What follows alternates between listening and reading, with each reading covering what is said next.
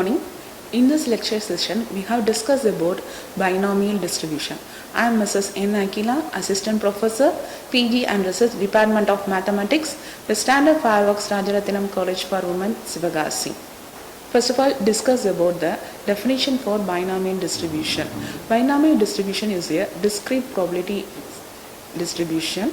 Here, x denote the exactly success count and n denotes the total independent trial count, and it has two outcomes, either success or failure, and probability of success is denoted by p and q is denoted by probability of failure. Here we have discussed about the equation for getting probability of exactly x success. Let p of x equal to ncx p power x into q power n minus 4, where ncx equal to n factorial by x factorial into n minus x factorial. Here mean is mu, that is nothing but np, and variance of x equal to sigma x square, that is equal to npq, and standard deviation is sigma, that is equal to root of npq.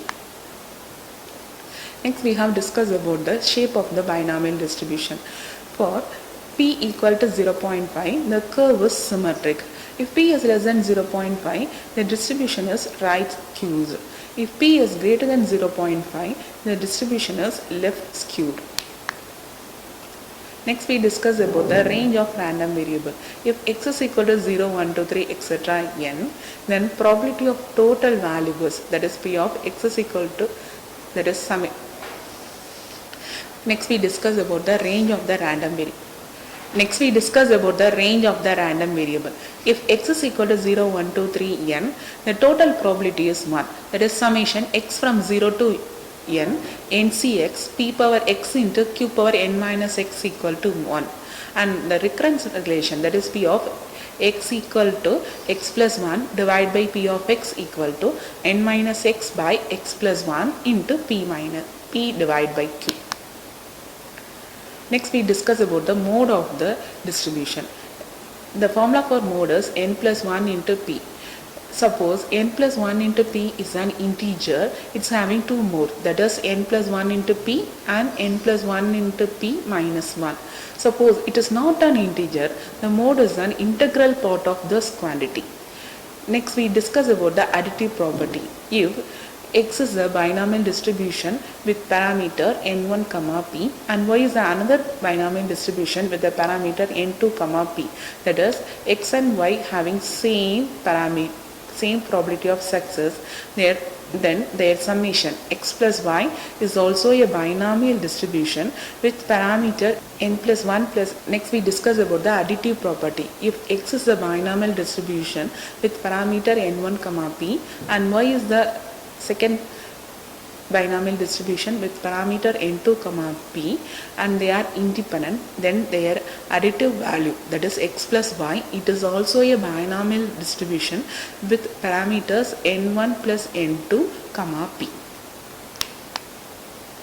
Next, every binomial distribution can be approximated to normal distribution if our n is very large and p is not close to 0 or 1. That is, p is not nearly to 0 as well as not nearly to 1.